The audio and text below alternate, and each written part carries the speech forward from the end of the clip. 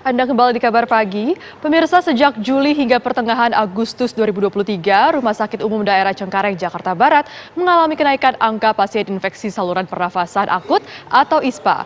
Penderita infeksi saluran pernafasan akut didominasi oleh anak-anak.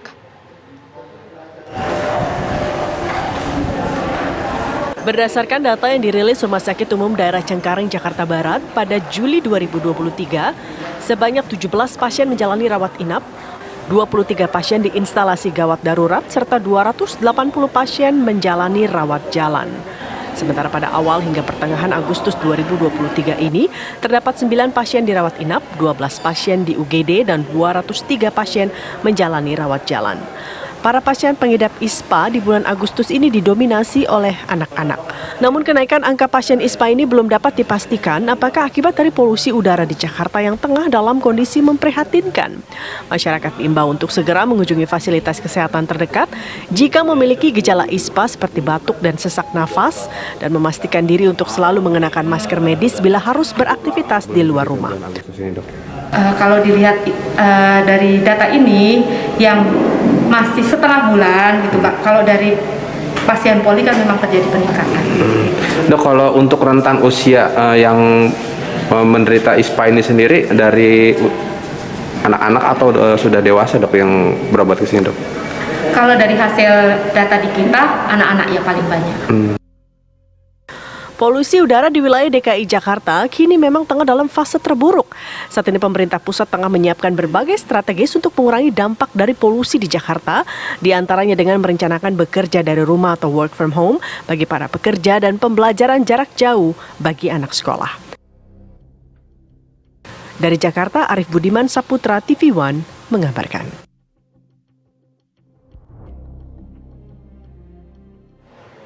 Kenaikan angka pasien infeksi saluran pernafasan akut atau ISPA terjadi di Rumah Sakit Umum Daerah Cengkareng dan didominasi oleh anak-anak. Lalu benarkah kenaikan pasien ini akibat dari buruknya udara di Jakarta? Sudah bersama kami dokter spesialis paru RSUD Cengkareng, Dr. Puji Astuti. Selamat pagi dok. Menurut data dari rumah sakit, berapa jumlah pasien ISPA dalam sebulan terakhir ini? Selamat pagi.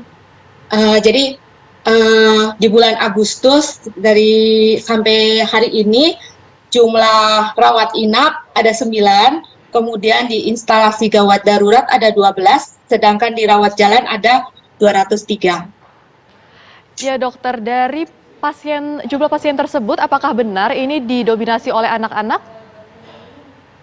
Ya, jadi pasien kebanyakan adalah di bawah 18 tahun, jadi memang ini didominasi adalah anak-anak. Nah, jika dibandingkan dengan bulan lalu, mungkin bisa digambarkan, Bu Dokter, seperti apa lonjakannya? Oke, jadi sih sebetulnya kalau untuk RSUD Cengkareng gitu ya, jadi kita sebetulnya sudah biasa untuk merawat atau pasien ISPA ini gitu ya. Jadi kalau dilihat gitu ya, yang terjadi kenaikan kan sebetulnya hanya di rawat jalan, sedangkan untuk rawat inap dan IGD sih sebetulnya masih sama ya gitu kan. Jadi sebetulnya kenaikannya pun juga sebetulnya nggak terlalu signifikan gitu sih sebetulnya. Artinya dari pasien ISPA ini sebagian besar memang dirawat jalan begitu Bu Dokter? Betul, betul. Baik, nah apa sih Bu Dokter penyebab dari penyakit ISPA ini? Terlebih beberapa waktu terakhir ini apakah benar karena tingkat polusi udara di Jakarta yang cukup parah? Oke, jadi selama ini penyebab ISPA yang kita rawat adalah karena bakteri dan virus gitu ya. Kemudian apakah penyebabnya karena misalnya gitu ya, yang diduga karena polusi udara itu adalah harus ada penelitian yang lebih lanjut lagi gitu kan. Jadi kita tidak bisa memastikan ini karena polusi udara gitu, tidak bisa serta-merta mengambil kesimpulan seperti itu gitu kan. Tetapi gitu bahwa secara teori gitu kan, apakah polusi udara itu berhubungan dengan ISPA? Secara teori ya berhubungan. Tapi mengingat air quality index di Jakarta yang cukup buruk dalam beberapa waktu terakhir ini dokter, sebenarnya apa saja sih dampak dari polusi udara ini terhadap kesehatan? Jadi sih sebetulnya secara umum gitu ya, dampak dari polusi udara atau indeks polusi yang meningkat itu sebetulnya tidak hanya ISPA gitu ya, bahwa sebetulnya termasuk penyakit-penyakit saluran pernafasan seperti asma, PPOK, itu pun juga sebetulnya terkena. Jadi tidak hanya ISPA sih sebetulnya gitu. Baik, lalu dari sisi kedokteran, dokter, bagaimana dokter melihat kondisi polusi udara di Jakarta dalam beberapa waktu terakhir ini? Apakah benar bahwa warga ataupun masyarakat ini sebaiknya mengenakan masker? Oke, jadi sih sebetulnya untuk masyarakat di Jakarta gitu ya, bahwa gitu ya, apa yang harus dilakukan gitu ya, itu banyak gitu ya. Jadi sebetulnya harus proaktif gitu. Misalnya gitu ya, jadi harus proaktif menghindari polusi ini gitu ya. Jadi menghentikan polusi ini. Misalnya gitu ya, kita harus mulai beralih gitu ya. Kita menggunakan misalnya angkutan massal gitu ya. Walaupun itu agak susah gitu ya kalau untuk di Jakarta ini. Tapi itu sebetulnya kalau kita melakukannya bareng-bareng itu akan bermakna secara signifikan. Itu yang pertama. Kemudian yang kedua gitu ya, jangan membakar sampah sembarangan gitu kan. Jadi karena itu mengurangi polusi secara signifikan sebetulnya gitu kan. Kemudian kita juga harus mulai melihat nih gitu kan, real timnya gitu, karena kan sebetulnya indeks polusi ini akan berubah tiap saat, tiap wilayah pun juga akan berubah gitu, karena kan sebetulnya akan ada aplikasi untuk kita melihat berapa sih indeks polusi di setiap waktu, di setiap tempat gitu. Jadi kalau misalnya indeks polusinya itu tinggi gitu ya, usahakan jangan beraktivitas di luar rumah gitu kan. Atau kalau misalnya beraktivitas di luar rumah gitu, batasin. Atau kalau misalnya tidak bisa membatasin, usahakan memakai masker gitu.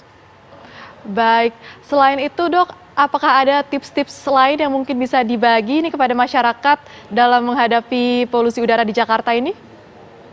Betul gitu ya.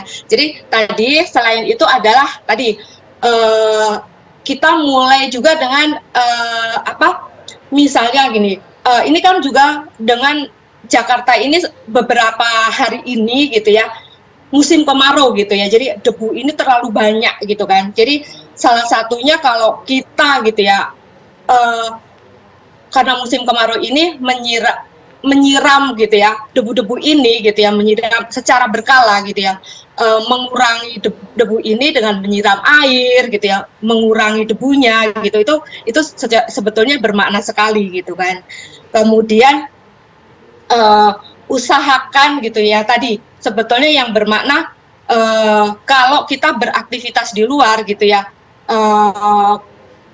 usahakan gitu ya, waktu-waktu yang indeks polusinya itu tidak tinggi gitu kan. Jadi tadi usahakan kita secara real time gitu ya, melihat di aplikasi gitu, karena kan sekarang pemerintah pun atau pemerintah DKI sudah mulai ada aplikasi yang untuk melihat berapa sih indeks polusi di Jakarta, misalnya di tiap wilayah pun sudah ada.